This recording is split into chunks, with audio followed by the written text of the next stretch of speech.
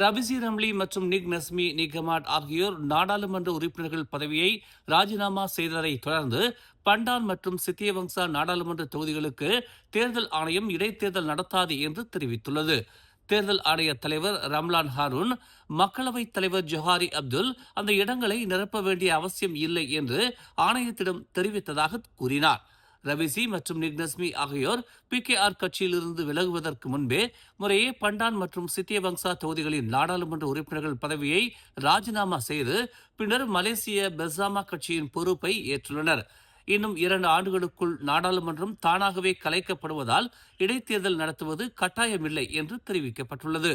இருப்பினும் மக்களவைத் தலைவர் இந்த காலி இடங்களால் ஆளும் கட்சியின் பெரும்பான்மை பாதிக்கப்படுவதாக ஆணையத்திற்கு கடிதம் மூலம் தெரிவித்தால் இடைத்தேர்தலை நடத்துமாறு தேர்தல் ஆணையத்திடம் கோரிக்கை விடுக்கலாம்.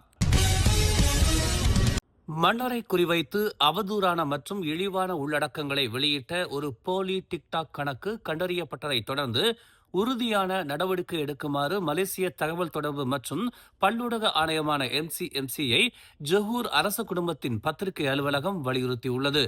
சுல்தான் இப்ராஹிம் இஸ்மாயில் என்ற பயனர் பெயரை கொண்ட அந்த போலி கணக்கு மன்னர் பன்றி இறைச்சி உண்பதை விரும்புகிறார் என்று தவறான கூற்றுகளுடன் அவரது படங்களையும் பதிவிட்டுள்ளதாக அந்த அலுவலகம் தெரிவித்துள்ளது.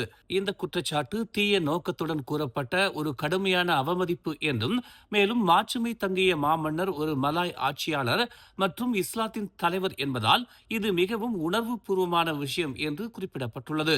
இதில் சம்பந்தப்பட்டவர்கள் மீது MCMC கடுமையான மற்றும் உறுதியான நடவடிக்கை எடுக்கும் என்று மாநில அரச குடும்பத்தின் பத்திரிகை அலுவலகம் நம்புகிறது என்று முகநூல் பதிவில் தெரிவிக்கப்பட்டுள்ளது.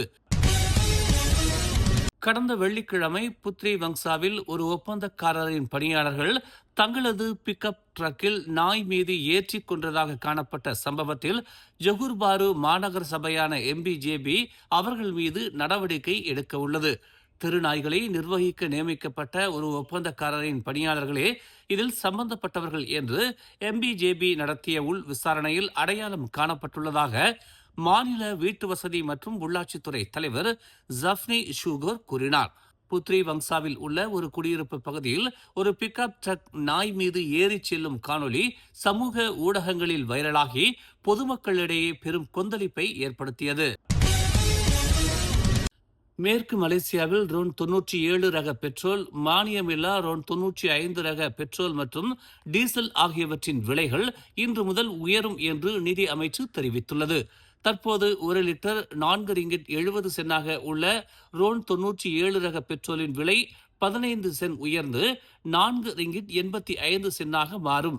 அதே சமயம் மானியமில்லா ரோன் 95 ரக பெட்ரோலின் விலை 3 ரிங்கிட் 87 சென்டிலிருந்து 20 சென்ட் உயர்ந்து 1 லிட்டர் 4 ரிங்கிட் 7 சென்டாக விற்கப்படும். இதற்கிடையில் மேற்கு மலேசியாவில் டீசலின் விலை 1 லிட்டர் 4 ரிங்கிட் 87 சென்டிலிருந்து 10 சென்ட் உயர்ந்து 4 ரிங்கிட் 97 சென்டாக அதிகரிக்கும். பூடி 95 திட்டத்தின் கீழ் விற்கப்படும் ரோன் 95 ரக பெட்ரோல் 1 லிட்டர் 1 ரிங்கிட் 99 சென்ட் என்ற விலையிலேயே தொடர்ந்து விற்கப்படும். அதே சமயம் கிழக்கு மலேசியாவில் டீசலின் விலை 1 லிட்டர் 2 ரிங்கிட் 15 சென்ட் என்ற அளவில் மாற்றமின்றி இருக்கும். இந்த விலைகள் மே 27ஆம் தேதி வரை அமலில் இருக்கும் என்று தெரிவிக்கப்பட்டுள்ளது. உலுலங்காட் 14வது மைல் கம்போங் ரந்தாவ் பஞ்சாங் பகுதியில் உள்ள சுங்கை லங்காட் ஆற்றில் 14 வயது சிறுவன் ஒருவன் நீரில் மூழ்கி உயிரிழந்தான். உயிரிழந்த முகமது ஆரிஃப் அஸ்ராப் ஜைஃபுல் அன்வார் நீரில் மூழ்குவதற்கு முன்பு கடைசியாக காணப்பட்ட இடத்திலிருந்து சுமார் 2 கிலோமீட்டர் தொலைவில் கண்டெடுக்கப்பட்டார். ஸ்லாங்கூர் தீயணைப்பு மற்றும் மீட்புத்துறை செயல்பாடுகள் பிரிவின் உதவி இயக்குனர் அமாட் முக்லிஸ் மொக்தார் பிற்பகல் 2:57 மணிக்கு தங்களுக்கு அவசர அழைப்பு வந்ததாக தெரிவித்தார். 14 வயதுடைய 2 இளைஞர்களும் நேற்று பிற்பகல் 12:30 மணி அளவில் ஆற்றில் நீந்துவதற்காக சென்றதாக அவர் கூறினார். அவர்கள் ஆற்றின் ஆழமான பகுதியில் நீந்திக் கொண்டிருந்த போது உயிரிழந்த சிறுவன் ஆழமான நீருக்குள் இழுத்துச் செல்லப்பட்டு நீரில் மூழ்கினான். பின்னர் அவனது நண்பன் அருகில் உள்ள காவல் நிலையத்திற்கு சென்று புகார் அளித்ததாக அவர் ஒரு அறிக்கையில் கூறினார். தகவல் கிடைத்தவுடன் மீட்புக் குழுவினர் சம்பவ இடத்திற்கு எந்திரங்களையும் ஒரு ஃபைபர் படகையும் அனுப்பியதாக அவர் தெரிவித்தார். தீயணைப்பு வீரர்கள் மேற்பரப்பில் தேடுதல் நடத்தி அவர் நீரில் மூழ்கியதாக கூறப்பட்ட இடத்திலிருந்து சுமார் 2 கிலோமீட்டர் தொலைவில் ஆற்றின் கீழ்ப்பகுதியில் பாதிக்கப்பட்டவரை கண்டுபிடித்தனர்.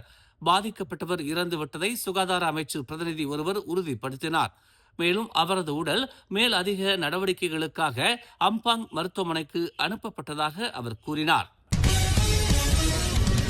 ஓம்ஸ் அறவாரியத்தின் ஆதரவில் மலர் டிவி வழங்கும் திரையிசை கண்ட இலக்கியம் நயம்பட உரைப்போம் 2026. பேச்சுத்திறன் உள்ளவர்களா நீங்கள்? உங்களுக்காக காத்திருக்கிறது பரிசு மலை. எண்ணற்ற திரைப்பாடல்களில் பண்டைய இலக்கிய கருத்துகள் கையாளப்பட்டுள்ளன. கண்ணதாசன், வாலி, பட்டுக்கோட்டை, வைரமுத்து முதல் பலரும் பண்டைய இலக்கிய செயல்களை தங்கள் பாடல்களில் கையாண்டுள்ளனர். அப்படிப்பட்ட பாடல்களை அடையாளம் கண்டு 5 நிமிடங்களில் விளக்கி நயம்பட உரைத்து காணொலியாக்கி அனுப்புங்கள். 2 பிரிவுகளாக இப்போட்டி நடைபெறுகிறது. பிரிவு 1 18 முதல் 25 வயதினரும், பிரிவு 2 26 வயது முதல் அதற்கும் மேலானவர்கள் கலந்து கொள்ளலாம். பெறப்படும் காணொலிகளில் இருந்து 10 பேர் இறுதி சுற்றுக்கு தகுதி பெறுவர். முதல் பரிசு 5000 ரிங்கிட் தங்க பதக்கம், கோப்பையுடன் சான்றிதழ். இரண்டாம் பரிசு 3000 ரிங்கிட் தங்க பதக்கம், கோப்பையுடன் சான்றிதழ். மூன்றாம் பரிசு 2000 ரிங்கிட் தங்க பதக்கம், கோப்பையுடன் சான்றிதழ். மற்றும் 7 ஆறுதல் பரிசுகள் 500 ரிங்கிட் கோப்பையுடன் சான்றிதழ். மேலும் அதிரடி பரிசுகளும் காத்திருக்கின்றன. இறுதி சுற்று ஆகஸ்ட் 29ஆம் தேதி மிக பிரம்மாண்ட மேடையில் நடைபெறுகிறது. போட்டிக்கான மேல் விவரங்களையும் விதிமுறைகளையும் malartv.org எனும் அகப்பக்கத்தில் பெற்றுக் கொள்ளலாம். தொடர்புக்கு 01 2 244 301 என்ற எண்களில் அழைக்கலாம். பங்கேற்பாளர்கள் உடனே பதிவு பாரத்தை பூர்த்தி செய்து போட்டியாளராகுங்கள்.